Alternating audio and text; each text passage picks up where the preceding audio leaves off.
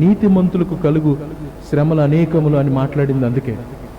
Because of గాడ్ను బట్టి ఎప్పుడైతే ఒక మనిషి నిలబడుతున్నాడో అతడికి వచ్చే శ్రమలు చాలా ఎక్కువగా ఉంటాయి. ఏ రోజు చేసిన వ్యభిచార సంబంధమైన పనికి బాప్తిసం ఇచ్చి యోహాను ఏం చేశాడు? గద్దిచ్చాడు.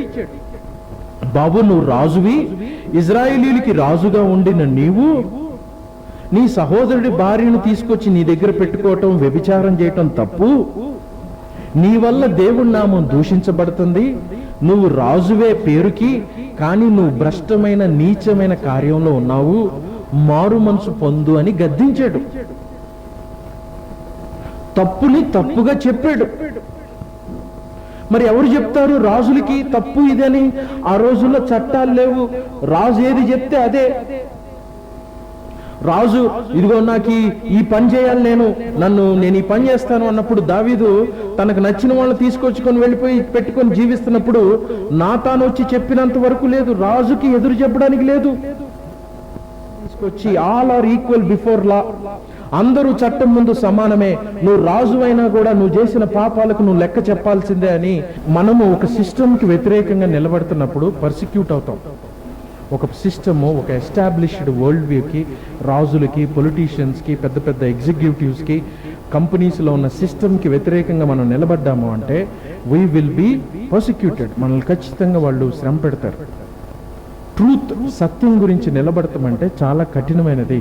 పాపాన్ని ఎదిరించి నిలబడతామంటే it will take our life, మన జీవితాన్ని తీసివేసుకుంటుంది. అది యేసు ప్రభు వారు దూరంగా ఉండి చెప్పలేదు, యేసు ప్రభు వారు దూరంగా ఉండి చెప్పలే. వాళ్ళ లైఫ్లో అది చూశారు. యేసు ప్రభు వారు ఏ సిస్టమ్నైతే కాదన్నాడో అదే సిస్టమ్ ఆయన సిలువ వేసింది. బాప్తిసం ఇచ్చి యోహాను ఎవరినైతే కానన్నాడో అతడే ఆయన తలను కొట్టించేశాడు. యేసు ప్రభు వారికి బాప్తిసం ఇస్తున్నటువంటి సమయంలో ఎవరిస్తున్నారు అని అంటే ఈ యొక్క యోహాను గారు బాప్తిసం ఇస్తూ ఉన్నాడు. ఈ బాప్తిసం ఇస్తున్న సమయంలో పరలోకము నుండి ఒక స్వరం వినబడము బాప్తిసం ఇచ్చి యోహాను గారికి వినబడ్డది. అక్కడ ఉన్న వ్యక్తులందరికీ వినబడ్డది. ఆయనే యేసు ప్రభు వారికి కూడా బాప్తిసం ఇచ్చాడు. అలాగే యోహాను సువార్త 1వ అధ్యాయము 31వ వచనంలో ఆయన అంటున్నాడు, ఇదిగో ఈయనే దేవుని ప్రియకుమారుడు అని కూడా సాక్ష్యం ఇస్తాడు. దేవుని గొర్రెపిల్ల ఈయనే అని కూడా సాక్ష్యం ఇస్తాడు. ఈయనే దేవుడి కుమారుడు అని సాక్ష్యం ఇస్తాడు.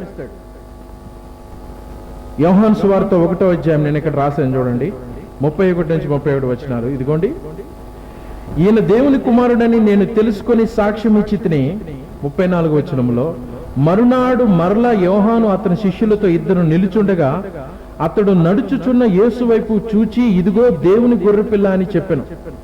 అతడు చెప్పిన మాటను బట్టి ఆ ఇద్దరు శిష్యులు విని యేసును వెంబడించారు. బాప్తిసం ఇచ్చి యోహాను ఈయన దేవుడు గొర్రెపిల్ల అని చెప్పాడు. ఆకాశం నుండి ఒక స్వరం వినబడితే అది కూడా ఆయన చెవిని పడ్డది, విన్నాడు. కానీ మరలా మత్తయి సువార్త 11వ అధ్యాయం దగ్గరకు వచ్చేసేసరికి రాబోవాడు నీవేనా, ఇంకెవరి కొరకైనా కనిపెట్టుకోవాలా అని అడుగుతున్నాడు. అంటే యేసు ప్రభు వారి యొక్క గొప్పతనాన్ని ఆయన బాప్తిసం ఇచ్చేటప్పుడు చూశాడు. ఈయన దేవుని గొర్రెపిల్ల అని సాక్ష్యం కూడా పలికాడు. యేసు ప్రభు వారిని ఒప్పుకున్నాడు. ఈయనే దేవుడి గొర్రెపిల్ల అని చెప్తే చాలా మంది కూడా వెంబడించారు. కానీ ఎప్పుడైతే బాప్తిసం ఇచ్చి యోహాన్ని జైల్లో వేశారో ఆయన రాబోవాడు నువ్వేనా అన్నాడు. అంటే అప్పుడు దాకా యేసు ప్రభుతో ఉన్నటువంటి ఆ వ్యక్తి ఎప్పుడైతే యేసు ప్రభు వారి నుంచి దూరంగా ఉన్నాడో, శ్రమలలో పెట్టబడ్డాడో, ఏమంటున్నాడు అనంటే యేసు ప్రభు వారు నువ్వేనా, మెస్సయ్య నువ్వేనా, ఇంకెవరైనా కొరకు మేము ఎదురు చూడాలా? ఎందుకు అనంటే అప్పుడు మనం పోయిన వారం మాట్లాడుకున్నాం. మెస్సయ్య అన్నప్పుడు వాళ్లకున్న అండర్స్టాండింగ్ ఏంటి? మెస్సయ్య అంటే వచ్చి యూదులను రక్షిస్తాడు, యూదులను రోమియోల బానిసత్వం నుంచి విడిపిస్తాడు, పూర్తిగా దేవుడి రాజ్యాన్ని స్థాపిస్తాడు, భూమి మీద అన్యాయాన్ని తీసివేస్తాడు, అక్రమాన్ని తీసేస్తాడు, దేవుడి న్యాయాన్ని రాజ్యాన్ని నెలకొల్పుతాడు. కాబట్టి దేవుడి రాజ్యాన్ని నెలకొల్పుతున్నప్పుడు నేను ఇంకా జైల్లో ఎందుకున్నాను? దేవుడి రాజ్యం వచ్చింది, రోమియోలను పడద్రోసేసి మరలా దావీదు సింహాసనాన్ని ఇచ్చినట్టు నేను మరలా వీళ్ళకి సింహాసనాన్ని ఇస్తాను అని వాళ్ళు అనుకున్నారు. బట్ అది కాదు విషయం. యేసు ప్రభు వారు వాస్తవానికి సింహాసనము ఇవ్వటానికే వచ్చాడు, కానీ అది భూ సంబంధమైంది కాదు, అది ఆత్మ సంబంధమైంది. నా రాజ్యం భూ సంబంధమైనది కాదు, అది ఆత్మ సంబంధమైనది. ఫస్ట్ లో దేవుడు భూ సంబంధమైన రాజ్యమే ఇచ్చాడు వాళ్ళకి. దావీదుకి ఇదిగో ఈ భూమిని నీకు ఇస్తున్నాను, దీన్ని పరిపాలించు అని చెప్పాడు. సొలొమోనికి కూడా ఇజ్రాయెల్ దేశాన్ని అంతటినీ ఇచ్చాడు. అన్ని జనులు వాళ్ళకి బానిసలు తీసుకొచ్చారు, కప్పం కట్టారు. కానీ ఎప్పుడైతే ఇజ్రాయేలీలు రాజులందరూ మరలా పాపం చేశారో దేవుడు వారి దగ్గర నుంచి ఆ భూ సంబంధమైన ఘనతను తీసివేశారు. 2 సార్లు ఇజ్రాయేలీలు బానిసత్వంలోకి వెళ్తారు, 2 సార్లు వాళ్ళు బానిసత్వంలోకి వెళ్తారు. వాళ్ళు బానిసత్వంలోకి వెళ్ళిన ప్రతిసారి కూడా కారణం ఏంటంటే వాళ్ళు దేవుణ్ణి కాదని తిరుగుబాటు చేయటం. కాబట్టి వీళ్ళు ఎప్పుడైతే తిరుగుబాటు చేస్తూ ఉన్నారో దేవుడు అంటూ ఉన్నాడు, ఇదిగో మీ పాపమును బట్టి మిమ్మల్ని శిక్షించాను, అయితే మిమ్మల్ని విడుదల చేస్తున్నాను ఇక నుంచి. మరలా వాళ్ళు పశ్చాత్తాపడతాం, దేవుడు మరలా వాళ్ళని విడుదల చేయడం. మొదటిసారి సొలొమోను చేసిన పాపాన్ని బట్టి, సొలొమోను చేసిన దాన్ని బట్టి వాళ్ళందరూ బబులోను దేశానికి బానిసలుగా వెళతారు. రెండవసారి ఈ ఎవరైతే ఇజ్రాయేలీలు మరలా బబులోను నుంచి విడిపించబడతారో మరలా మత సంబంధంగా మరలా దేవుడి నుంచి దూరం అయిపోయి మరలా విగ్రహాల వైపు వెళ్ళడం వల్ల రోమీల కిందకి బానిసత్వంలోకి వెళ్తారు. ఇప్పుడు యేసు ప్రభు వారు వచ్చేసేసరికి రోమీల బానిసత్వంలో ఉన్నారు వీళ్ళు. వాళ్ళకి రోమీలకి పన్ను కడుతున్నారు, రోమీల చేత నడిపించబడుతున్నారు. వాళ్ళకి స్వతంత్రం లేదు. ఏ రోజు రాజు ఉన్నా కూడా ఆ రాజు కేవలంగా పనిచేస్తున్నాడు అంతే. మరి దేవుడి రాజ్యం వచ్చింది అంటున్నావు కదా, మెస్సయ్య నువ్వే కదా, అయితే మళ్ళా రోమీలు తీసివేసి మాకు ప్రత్యేకమైన రాజ్యాన్ని ఇస్తావా అని వాళ్ళు, ప్రత్యేకమైన రాజ్యాన్ని ఇస్తావా అని వాళ్ళు అంటూ ఉన్నారు. కానీ వాళ్ళు ప్రత్యేకమైన రాజ్యాన్ని కాదు యేసు ప్రభు వారు ఇచ్చేస్తుంది. ఈసారి భూ సంబంధమైంది కాదు, ఈసారి ఇస్తుంది. ఇప్పుడే కాదు, దావీదుకు ముందు వాళ్ళు 4-5 సార్లు ఇలాగే దారి తప్పిపోతారు.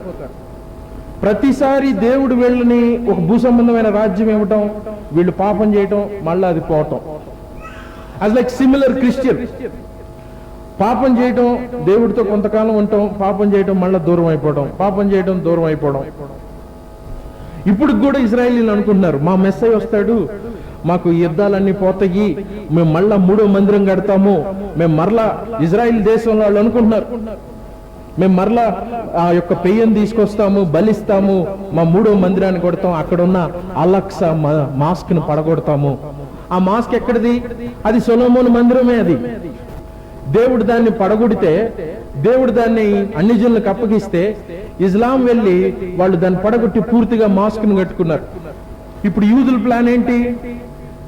ఇదిగో దేవుడు ప్రవచనాల్లో ఉన్నాడు, మెస్సయ్య వస్తాడు, మాకు పూర్తిగా స్వతంత్రాన్ని ఇస్తాడు, కాబట్టి ఆయన వస్తే మొదట యూదుల్ని నిలబెడతాడు, రోమియోల్ని నెట్టివేస్తాడు, ఎవరైతే ఉన్నారో వాళ్ళని వ్యతిరేకంగా అందరిని తీసివేసి యూదులకి రాజ్యం ఇస్తాడు.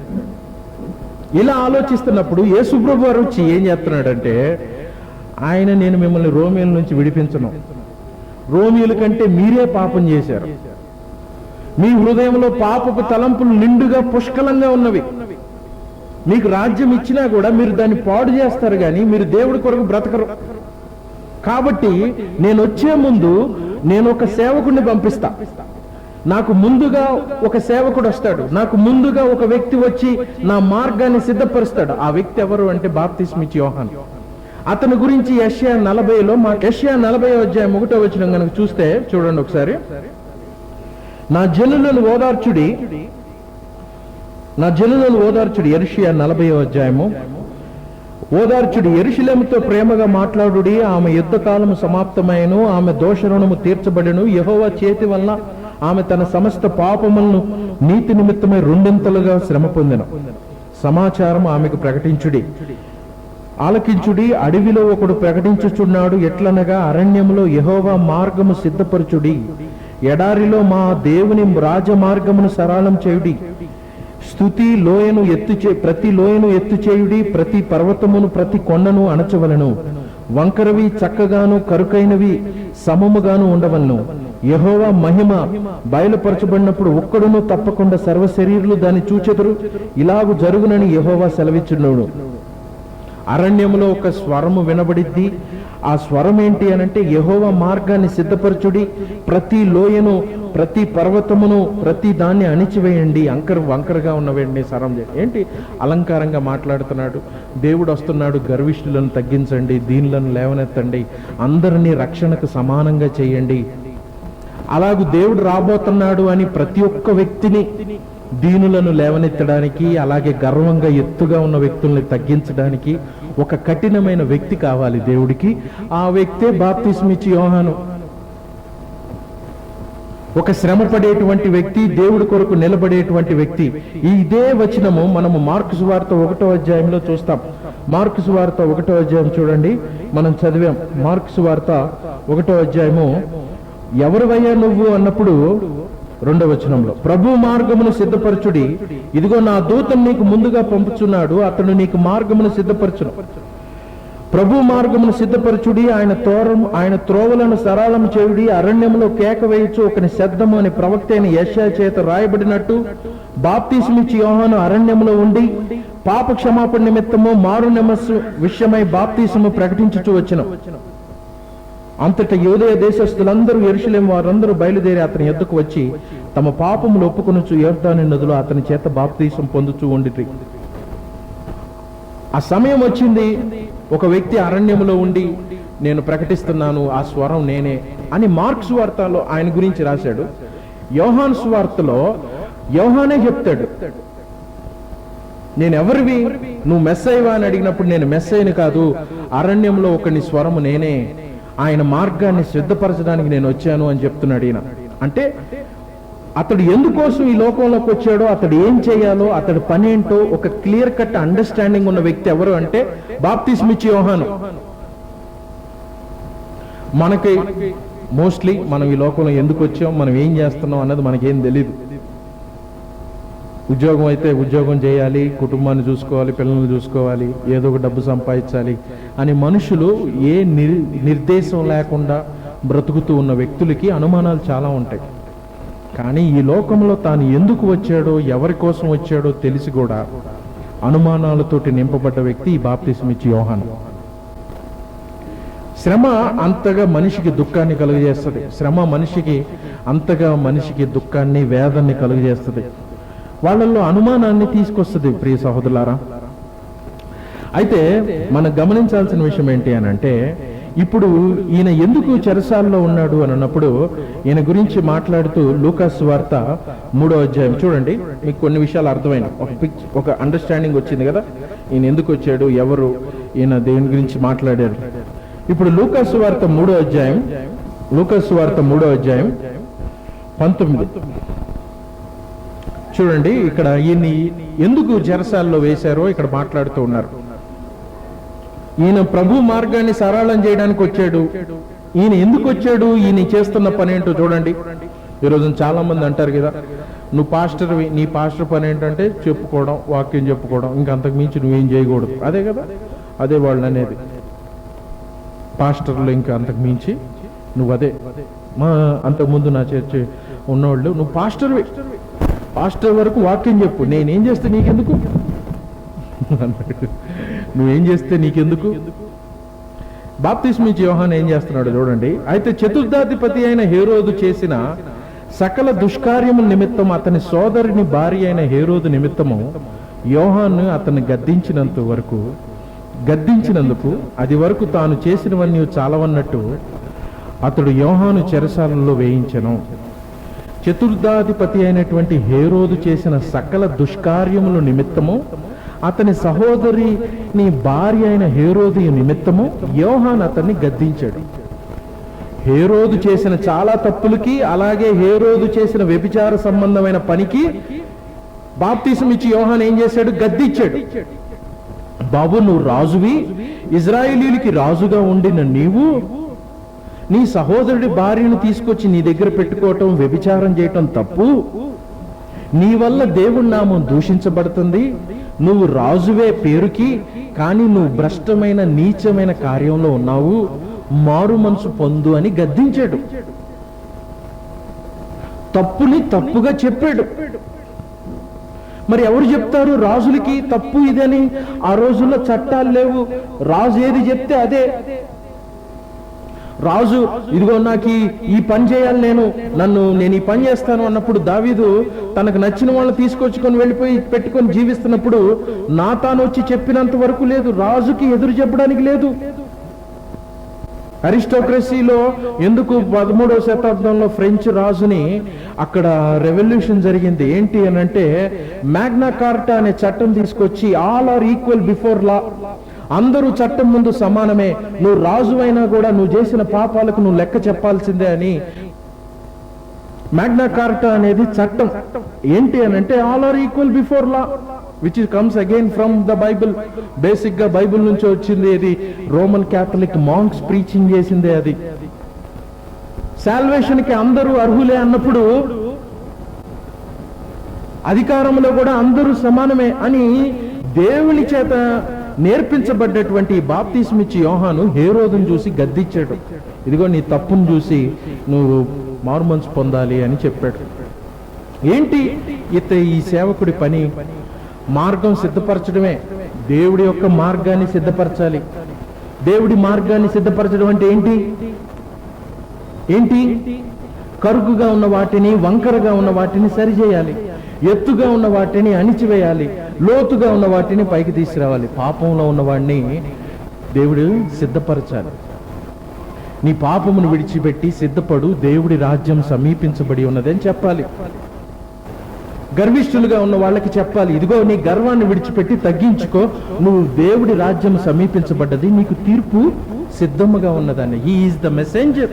దేవుని గురించి చెప్పేటువంటి ఒక ప్రధానమైన దూత ఇతడు. ఈ దూతకు ఉన్నటువంటి లక్షణం ఏంటంటే దేవుడి గురించి చెప్పడం. దేవుడు వస్తున్నాడు, తీర్పు ఉన్నది. లూకాసు సువార్త 3వ అధ్యాయం, అదే 3వ అధ్యాయంలో మనం గనక చూస్తే ఆయన చేసిన మాటలు చూడండి. ఆయన మాట్లాడుతున్న మాటలు ఇక్కడ చాలా కొన్ని ఉన్నవి. ప్రకటించాడు, ఎలాగ ప్రకటించాడో చూడండి. ఆయన దగ్గరికి కొంతమంది వచ్చారు, బాప్తీసం తీసుకుందామని కొంతమంది వచ్చినప్పుడు 3వ వచనం దగ్గర నుంచి అంతటా అతడు వచ్చి పాపము నిమిత్తము, పాప క్షమాపణ నిమిత్తము మారు మనసు విషయమై బాప్తీసం పొందవలనని యోర్దాను నది ప్రదేశమంతటా ప్రకటించుచుండెను. ప్రభు మార్గమును సిద్ధపరచుడి, ఆయన త్రోవలను సరళం చేయుడి. ప్రతి పల్లమును పూడ్చబడును, ప్రతి కొండయు మెట్టయు పల్లము చేయబడును. వంకర మార్గములు తిన్ననివగును, కరుకు మార్గములు సన్నవెగను, నున్నవెగను. సకల శరీరులు దేవుడి రక్షణ చూతురు అని అరణ్యములో కేకలు వేయుచున్న ఒకని శబ్దము అని ప్రవక్త అయిన యెషయా వాక్యములు గ్రంథమందు వ్రాయబడినట్టు ఇది జరిగను. అతడు తన చేత బాప్తీసం పొందవచ్చిన జనసమూహమును చూచి ఏమంటున్నాడు అనంటే, బాప్తీసం ఇచ్చి యోహాను దగ్గర ఆయన అడవిలో ఉండి ప్రకటిస్తూ ఉన్నప్పుడు యోర్దాను నది దగ్గర కొంతమంది వచ్చి ఆయన దగ్గర బాప్తీసం తీసుకోవాలని వచ్చారు ఈ యోహాను గారి దగ్గరికి. అప్పుడు ఆయన వారిని చూసి ఏమంటున్నాడంటే, అతని చేత బాప్తీసం పొందవచ్చిన జనసమూహమును చూచి, సర్ప సంతానమా, రాబో ఉగ్రతను తప్పించుకొనుటకు మీకు బుద్ధి చెప్పిన వాడెవడు? మారు మనసుకు తగిన ఫలము ఫలించుడి. అబ్రహాము మాకు తండ్రి అని మీలో మీరు అనుకునవద్దు, మొదలు పెట్టవద్దు. దేవుడు ఈ రాళ్ల వల్ల అబ్రహామునకు పిల్లలను పుట్టింపగలనని మీతో చెప్తున్నాను. ఇప్పుడే గొడ్డలి చెట్టు వేరును ఉంచబడి ఉన్నది గనక మంచి ఫలము ఫలించిన ప్రతి చెట్టు నరకబడి అగ్నిలో వేయబడినని చెప్పాను. అందుకు జనులు, అలాగైతే మేమేమి చేయవలని అతన్ని అడుగగా, అతడు 2 అంగీలు గలవాడు, ఏమీ లేనివానికి ఇవ్వలను, ఆహారము గలవాడు అలాగునే చేయవలని వారితో చెప్పాను. సుంకరులను బాప్తీసం పొందవచ్చి, బోధకుడా మేమేమి చేయవలని అడుగగా, అతడు నీకు నిర్ణయింపు దానికంటే ఎక్కువ తీసుకొనవద్దని వారితో చెప్పాను. సైనికులు మేమేమి చేయవలని అడుగగా, అందుకు అతడు ఎవరిని బాధ పెట్టకయు, ఎవరి మీదను అపనింద వేయకయు, మీ జీతములతో తృప్తి పొందుడి అని వారితో చెప్పాను. ప్రజలు కనిపెట్టుచు ఇతడు క్రీస్తయి ఉండునేమో అని అందరూ యోహాను గురించి తమ హృదయంలో ఆలోచించుకున్నట్టుండగా, యోహాను, నేను నీళ్లలో మీకు బాప్తీసం ఇచ్చుచున్నాను, అయితే నాకంటే శక్తిమంతుడు ఒకడు వచ్చుచున్నాడు, ఆయన చెప్పులు వారును విప్పుటకు నేను పాత్రును కాను, ఆయన పరిశుద్ధాత్మతో అగ్నితో మీకు బాప్తీసం ఇచ్చును. ఆమేన్. యేసు ప్రభు వారు గురించి ఆయన మాట చెప్పాడు. కానీ బాప్తీసం ఇచ్చి యోహాను ఎవరు పడితే వాళ్ళు ఆయన దగ్గరికి వచ్చి, మేము మారుమనసు పొందుతున్నాం, మాకు బాప్తీసం ఇవ్వు, మా పాపాల గురించి మేము ఒప్పుకుంటున్నాము అన్నప్పుడు బాప్తిజం ఇచ్చి యోహాను అందరికీ బాప్తిజం ఇవ్వాల. ఆయన ఏం చేశాడు మనం గమనించితే 19వ వచనంలో హేరోదును కూడా గద్దించాడు, నువ్వు వ్యభిచారంలో ఉన్నావు, నీ వ్యభిచారాన్ని విడిచిపెట్టు అని. ఇప్పుడు ఈయన దగ్గరికి పరిసయ్యులు, శాస్త్రులు, సుంకరులు అందరూ వచ్చి బాప్తిజం పొందుతుంటే ఆయన ఏమంటున్నాడు అంటే, సర్పసంతానమా, మీకు మారు మనసు గురించి ఎవరు చెప్పారు? మిమ్మల్ని మీరు కడుక్కుందామని వచ్చారు, మిమ్మల్ని మీరు బాప్తిజం తీసుకుందామని వచ్చారు, కానీ మీ హృదయంలో పశ్చాత్తాపం లేకుండా, మీ హృదయంలో దేవుని గురించి సిద్ధపాటు లేకుండా మీరు బాప్తిజం ఎందుకు తీసుకుంటున్నారు? ఎవరు చెప్పారు మీకు దేవుడి దగ్గరికి వచ్చి మీరు బాప్తిజం తీసుకుంటే దేవుడు మిమ్మల్ని అంగీకరిస్తాడని? మీ హృదయాలు శుద్ధి పడకుండా, మీ హృదయాలు కడగబడకుండా, మీరు పశ్చాత్తాపడకుండా, మీ పాపాలు విడిచిపెట్టకుండా, మీ జీవితాలు సరి చేసుకోకుండా దేవుడు మిమ్మల్ని ఎలా అంగీకరిస్తాడని అనుకుంటున్నారు? యాజ్ ఇట్ ఈజ్ గా ఇదే వచనాలు ఆయన చెప్తున్నాడు అక్కడ. ఆయన ఇంకా కఠినంగా చెప్తున్నాడు, సర్పసంతానమా అని. అంటే is a very convicted preacher. అంటే ఆయన హృదయంలో కన్విక్షన్ ఉంది, ఆయన ఏం చేస్తున్నాడో ఆయనకి తెలుసు. ఆయన చెప్తున్న విషయాల్లో ఏమాత్రం కూడా ఆయన పాపాన్ని కప్పిపుచ్చుతూ చెప్పట్ల. ఇజ్రాయేలీలందరి యొక్క పాపాన్ని ఆయన గుచ్చి చెప్తూ ఉన్నాడు. కాబట్టి మనం దాన్ని గమనించాలి. ఇక్కడ వాళ్ళందరూ వచ్చినప్పుడు ఆయన అంటున్నాడు, ఇప్పుడే 9వ వచనంలో, ఇప్పుడే గొడ్డలి చెట్టును వేరును ఉంచబడి ఉన్నది గనుక మంచి ఫలము ఫలించిన ప్రతి చెట్టు కూడా నరకబడి అగ్నిలో వేయబడునని చెప్పినాం. మంచి చెట్టు ఫలించని ప్రతి చెట్టును కూడా దేవుడు నరికి వేస్తాడు. అంటే దేర్ ఇస్ ఎ తీర్పు ఉంది. ఆ తీర్పులో దేవుడు ప్రతివాడికి శిక్షను నియమించాడు.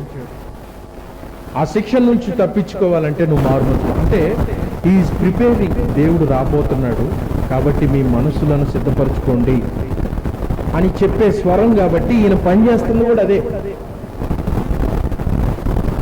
ఈయన మనుషుల్ని ప్యాంపరింగ్ చేయట్లా, మనుషుల్ని బుజ్జగించి, మనుషుల్ని బాబు పర్లేదులే నువ్వు దేవుడు నిన్ను ఆశీర్వదిస్తాడు అని చెప్పేసి ప్యాంపరింగ్ చేయట్లా. చర్చెస్లో ఎక్కువ ప్యాంపరింగ్ చేస్తారు, దేవుళ్ళలోకి రా అని. బట్ ఒక అడామెంట్ సిన్నర్స్ ఉంటారు, దే నో ఇట్, వాళ్ళు పాపం చేస్తున్నారు అని కూడా వాళ్ళకి తెలిసి అదే బుద్ధిపూర్వకంగా అందులోనే ఉంటారు. అడామెంట్ అంటే మూర్ఖత కలిగిన స్వభావంలో అది తప్పని తెలిసినా కూడా అందులోనే కొనసాగుతూ ఉంటారు.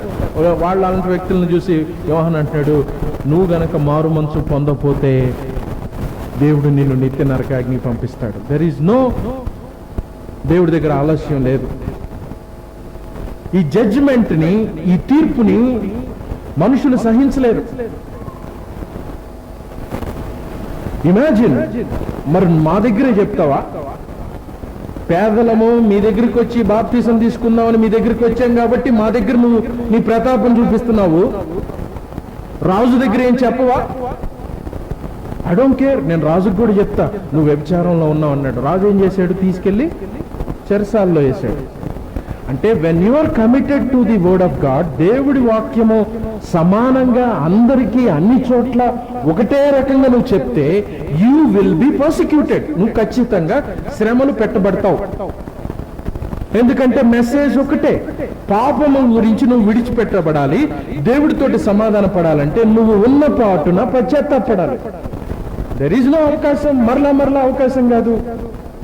కొద్దిగా ఆలోచించు రాజుగారు, నువ్వు చేసింది కరెక్టో కాదు అని అంటలా, నువ్వు చేసింది వ్యభిచారము అని అందరి ముందు గద్దించాడు.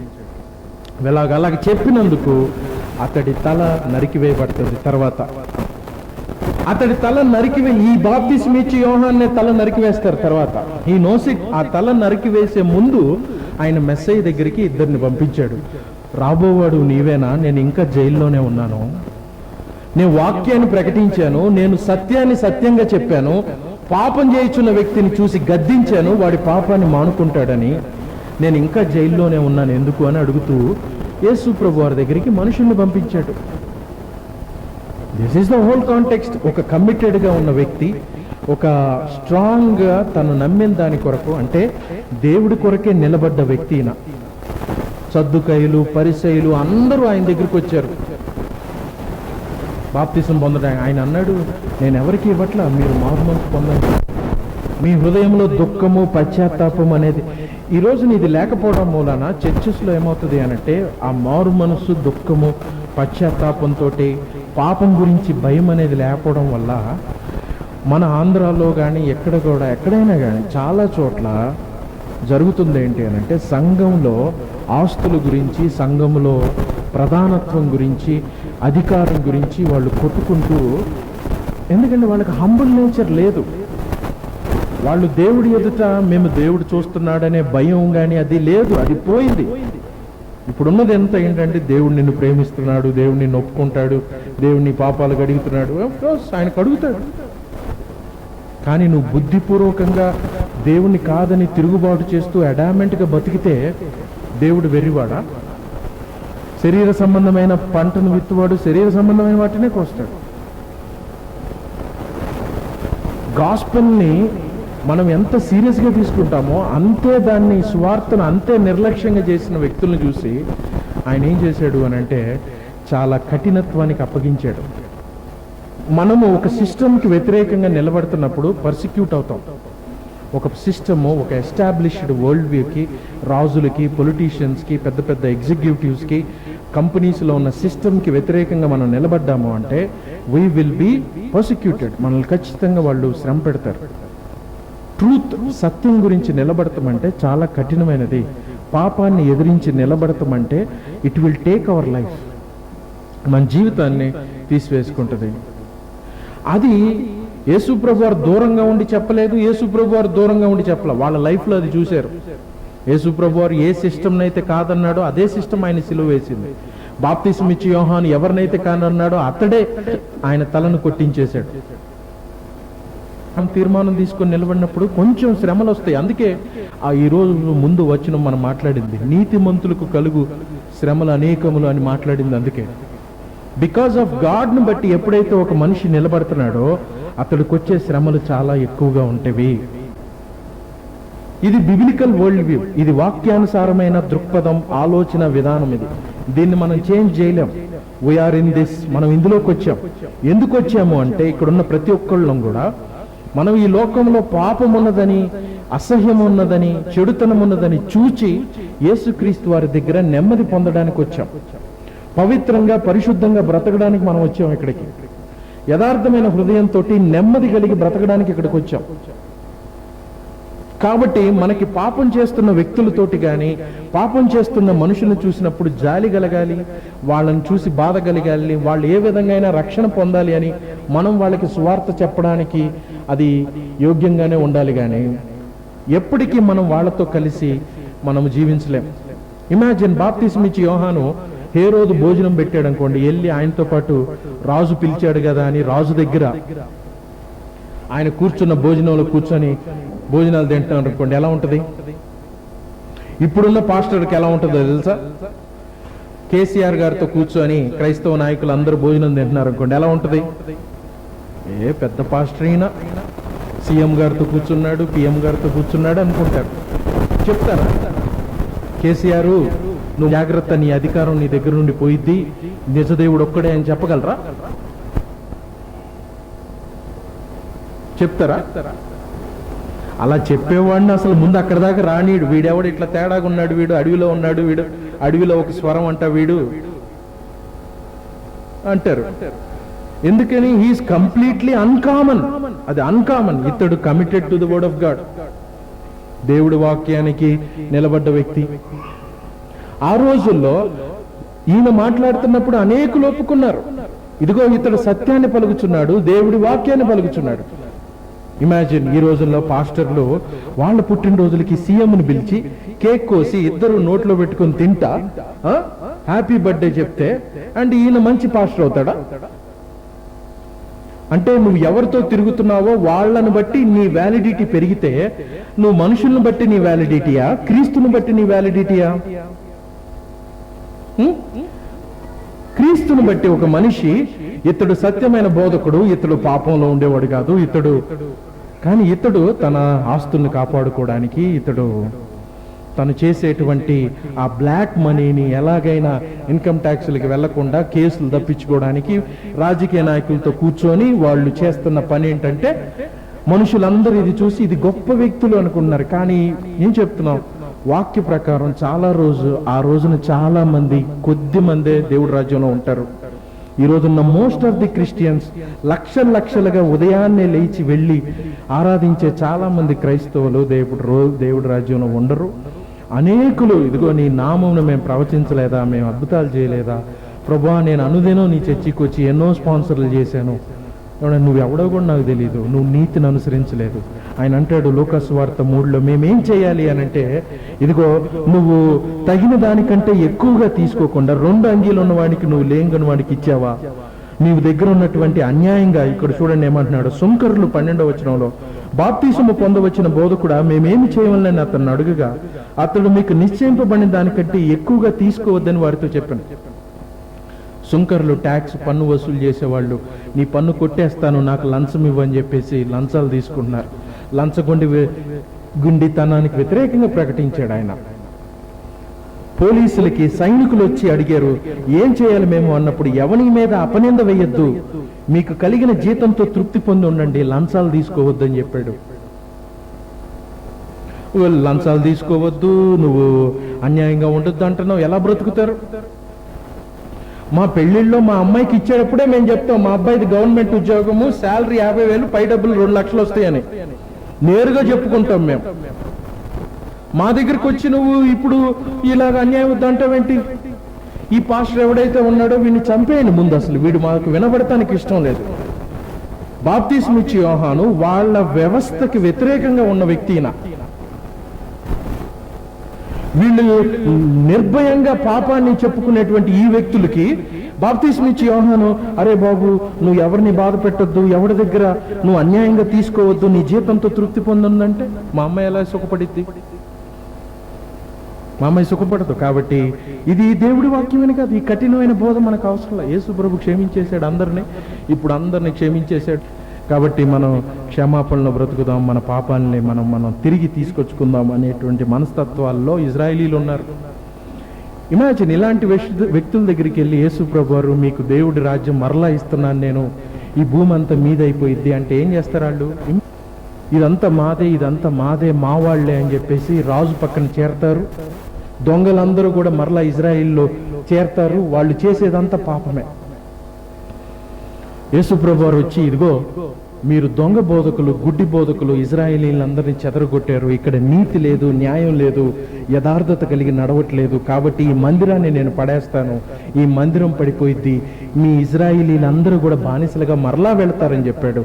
యేసుప్రభు వారు చనిపోయిన తర్వాత AD 70, 35 సంవత్సరాల తర్వాత ఇజ్రాయేల్ దేశంలో మరలా 3,000 మందిని సిలువ వేయటం జరిగింది. ఇజ్రాయేల్ దేశం పూర్తిగా నాశనం అయిపోయింది బికాస్ ఆఫ్ సిన్, పాపం వల్ల. ఒక వ్యక్తి పాపం వల్ల, సొలొమోను పాపం వల్ల తన కుటుంబం అంతా పాడైనట్టు, మనం ఒక తండ్రి చేసిన పాపం బిడ్డల మీదకి వస్తుంది, తల్లి భార్య మీదకి వస్తుంది, సమాధానం లేకుండా పోతుంది. ఆ పాపము అది చాలా ఇంటిలో నెమ్మది లేకుండా చేస్తుంది, అనుమానాన్ని తీసుకొస్తుంది, వాళ్ళ మీద సమాధానం లేకుండా చేస్తుంది. ఆ పాపాన్ని గుర్తించిన వ్యక్తికి అధికారం ఇస్తే ఇంకా ప్రమాదం. అందుకే యేసు ప్రభు వారు, నా రాజ్యము భూ సంబంధమైనది కాదు, ఈసారి నేను భూ సంబంధంగా మీకు ఇవ్వట్లేదు, ఆత్మ సంబంధమైన రాజ్యాన్ని మీ మధ్యనే పెడుతున్నాను. అది ఎలా ఉండిద్ది అని అంటే, నీ పొరుగువాడి విషయంలో నువ్వు కలుగ చేసుకొని నువ్వు అతడికి మేలు చేసినప్పుడు, నా నీతిని అనుసరించడానికి ప్రయత్నించినప్పుడు నేను నీతోనే ఉంటాను. ఇక మీద మందిరాలతో పని లేదు, ఇక మీద స్థలాలతో పని లేదు, మనుషుల మధ్య జరిగించే నీతి, ఆ క్రీస్తును బట్టి బ్రతికేటువంటి నీతి. ఆ చిన్న పాయింట్ని వాళ్ళు అర్థం చేసుకోవడానికి వాళ్ళకి దగ్గరగా ఒక 40 సంవత్సరాల టైం పట్టింది. అది దేవుడు పరిశుద్ధాత్మ చేత అక్కడున్న అపోస్తులకు బయలుపరిచి, దేవుడి రాజ్యం ఇది మన మధ్యనే ఉన్నది, ఆయన నీతి వచ్చి ఉన్నది అని వాళ్ళు గ్రహించడానికి యేసు ప్రభు వారు వెళ్ళిపోయిన తర్వాత పరిశుద్ధాత్మ దేవుడు బయలుపరిస్తే అది అర్థమైంది వాళ్ళకి. ఈరోజు చాలా మంది క్రిస్టియన్స్కి వాళ్ళు పాపంలో ఉన్నారని, వాళ్ళు భూ సంబంధంగా బ్రతుకుతున్నారని అర్థం చేసుకొని ఆ పాపాన్ని పశ్చాత్తాపడి దాన్ని విడిచిపెట్టి రావాలంటే దేవుని ఆత్మ కార్యం జరగాలి. అక్కడ దేవుడు వారి హృదయాల్లో కార్యం చేయాలి. మనుషులు చేస్తే అది సువార్తను ప్రకటించినప్పుడు, సువార్తలో ఉన్న సత్యమును పాపమును మనుషులకు గుర్తు చేసినప్పుడు పరిశుద్ధాత్మదేవుడు వారిలో కార్యం చేస్తేనే ఆ సత్యాలు అర్థమవుతాయి. ఆ సత్యాలు ఆ రోమీలకి అర్థమైనవి. ఎప్పుడు అర్థమైనవి అని అంటే యేసు ప్రభు వారు వెళ్ళిపోయిన తర్వాత. కమింగ్ టు ద పాయింట్, ఇప్పుడు యేసు ప్రభు వారు మత్తయి సువార్తలో ఇతని గురించి కొన్ని మాటలు మాట్లాడాడు. ఈయన పర్సనల్ క్యారెక్టర్ గురించి కొన్ని విషయాలు ఇక్కడ చూద్దాం. ఇక్కడ చూడండి, ఈజ్ వెరీ హంబుల్ పర్సన్. ఆయన చాలా హంబుల్ వ్యక్తి. ఈవెన్ దో ఆయనకి ఫాలోయింగ్ ఎక్కువ ఉన్నా కానీ యేసు ప్రభు వారి కంటే బాప్తిస్మిచ్చి యోహానికి ఎక్కువ మంది వెంబడిస్తారు. ఇక్కడ చూడండి, యోహాను సువార్త 3వ అధ్యాయం 27-29 వచనాల నుంచి ఇక్కడ చూడండి. యోహాను సువార్త 3వ అధ్యాయం. బాప్తిస్మిచ్చి యోహాను దగ్గరికి కొంతమంది వచ్చి, అయ్యా నువ్వు ఎవరికైతే బాప్తిస్మిచ్చావో క్రీస్తుకి, ఆ క్రీస్తుని చాలా మంది వెంబడిస్తున్నారు, మన దగ్గర నుంచి వెళ్ళిపోయి ఆయన చర్చిలో చేరుతున్నారు. బేసిక్గా అదే క్వశ్చన్ వాళ్ళు అనేటువంటి మాట ఇది. ఇదిగోండి యోహాను సువార్త 3వ అధ్యాయము 27-28 వచనాల్లో. అందుకు యోహాను ఇట్లా, నేను ముందు 26లో కనుక చూస్తే 25 నుంచి, యోహాను సువార్త 3వ అధ్యాయము 25 వచనం. శుద్ధీకరణము గురించి యోహాను శిష్యులు ఒక యూదునితో వివాదం పుట్టిన గనుక వారు యోహానుకు వచ్చి, బోధకుడ, ఎవడు యోర్దానుకు అవతల నీతో కూడా ఉండెనో, నీ ఎవని గురించి సాక్ష్యమిచ్చువో, ఇదిగో ఆయన బాప్తిస్మిచ్చుచున్నాడు, అందరూ ఆయన ఎద్దుకు వచ్చుచున్నారని అతనితో చెప్పాను. ఎవరి గురించి అయితే చెప్పాడు యోహాను? ఎవరి గురించి చెప్పాడు? యేసుక్రీస్తు వారి గురించి చెప్పాడు. ఈయన దేవుని కుమారుడు అని కదా. ఆయన దగ్గరికి చాలా మంది వెళుతున్నారు, ఆయన బాప్తీసాలు ఇస్తున్నాడు, యోర్దాను నది అవతల ఉన్నాడు అన్నప్పుడు యోహాను అంటున్నాడు, యోహాను ఇట్లా, నేను తనకు పరలోకము నుండి అనుగ్రహించబడితే గాని ఎవడను ఏమీ పొందనేరడు. 27వ వచనంలో, నేను క్రీస్తును కాననియు ఆయన కంటే ముందుగా పంపబడిన వాడినే అన్నట్టు చెప్పినట్టు మీకు మీరే సాక్షులు. ఆయన హెచ్చవలసి ఉన్నది, నేను తగ్గవలసి ఉన్నది. ఆయన సాక్ష్యము అంగీకరించేవాడు దేవుడు సత్యవంతుడు, మాటకు ముద్ర వేసి ఉన్నాడు. ఏలయనగా దేవుడు తాను పంపిన వానికి కొలత లేకుండా ఆత్మను అనుగ్రహించును గనక ఆయన దేవుని మాటలే పలుకును. తండ్రి కుమారుని ప్రేమించుచున్నాడు గనక ఆయన చేతికి సమస్తమును అప్పగించి ఉన్నాడు. కుమారుని యందు విశ్వసించువాడే నిత్య జీవము గలవాడు.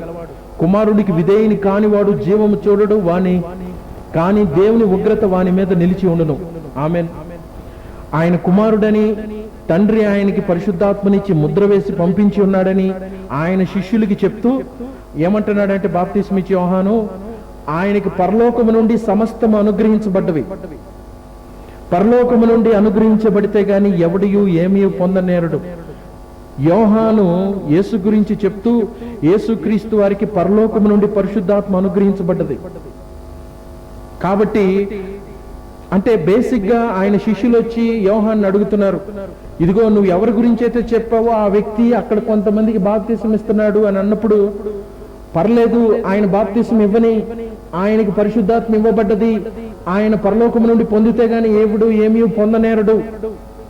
కాబట్టి ఆయన పరిశుద్ధాత్మ చేత నింపబడ్డాడు, కాబట్టి ఆయన దేవుని కుమారుడు, ఆయన పలికిన మాటలన్నీ దేవుడి మాటలే, కాబట్టి మీరు కూడా ఆయన వెంబడించండి అని తను తాను తగ్గించుకున్నాడు, క్రీస్తుని హెచ్చించాడు. యేసు ప్రభు వారిని హెచ్చించే విషయంలో ఆయన తను తగ్గవలసి ఉన్నది, ఆయన హెచ్చవలసి ఉన్నది అని యేసుక్రీస్తు వారిని హెచ్చించాడు, గణపరిచాడు. యేసు ప్రభు వారికి బాప్తిసం ఇచ్చింది ఈయనే. యేసుక్రీస్తు వారు లోకరక్షకుడు అని చెప్పింది ఈయనే. యేసుక్రీస్తు వారి కంటే ముందుగా 6 నెలలు పుట్టినవాడు ఈయనే. ఈయనకు కూడా ఆయన చెప్తున్న మాటలను బట్టి అనేకులు ఆయన దగ్గరికి వచ్చి బాప్తిసం పొందాలని వచ్చారు. కానీ ఎప్పుడైతే క్రీస్తు బయలుపరచబడ్డాడో, మీరందరూ క్రీస్తు దగ్గరికి వెళ్ళండి అని చెప్తున్నాడు ఆయన. చాలా మంది ఇది నా సంఘం, నా మాట వినాలి, నాతోటే ఉండాలి, మా అయ్యగారు చెప్పిందే ఉండాలి, అంతేగాని వాళ్ళకి అమ్మ మీరు వెళ్ళి బైబిల్ చదివి యేసు ప్రభు ఏం చెప్పాడో అది చెయ్యండి అని అనలేరు కదా. బాప్తిస్మ ఇచ్చి యోహాను కావాలనుకుంటే మనుషుల్ని తన వైపు పెట్టుకోవచ్చు, కానీ ఆయన పెట్టుకోలా. క్రీస్తు వైపు చూడండి, క్రీస్తును అనుసరించండి, ఆయన మాట వినండి. చాలా మంది పాస్టర్లు చేసే పనేంటి, మా అయ్యగారు ఈ మాట చెప్పారు, అయ్యగారు చెప్పారు అంతే. బైబిల్లో ఉందో లేదో తెలియదు. ఏదైనా మనిషిని తన వైపు తిప్పుకోవడం కాకుండా క్రీస్తు వైపు తిప్పడం అన్నది సంఘములో ఏ సేవకుడైనా చేయాల్సిన పనిది. అండ్ బాప్టిస్ట్ యోహాను పని చేశాడు చాలా క్లియర్ కట్ గా. మీరు క్రీస్తుని, ఒక అబ్బాయి వచ్చి అన్న విడాకులు తీసుకోవచ్చా లేదా తీసుకోవచ్చా లేదా అంటే, అరే బాబు నువ్వు నాతో వాదించొద్దు, బైబిల్లో ఏముందో అది చదువుకోపో, బైబిల్లో ఏదుందో అదే చదువుకోపో, అదే చెయ్యి. నాతో ఎందుకు నీకు గోల, నాతో ఎందుకు నీకు వాదన, నీకు ఇష్టమైంది చేసుకోపో వెళ్ళి. బైబిల్లో ఏదుందో అది చేయి. దేవుడు నీకు తీర్పు తీర్చేది, నేనెవరు? లేదన్నా నువ్వు వ్యతిరేకంగా చెప్తున్నావు నాకు. నేనెందుకు చెప్తున్నాను? నేను బైబిల్లో ఉన్నదే చెప్తున్నాను.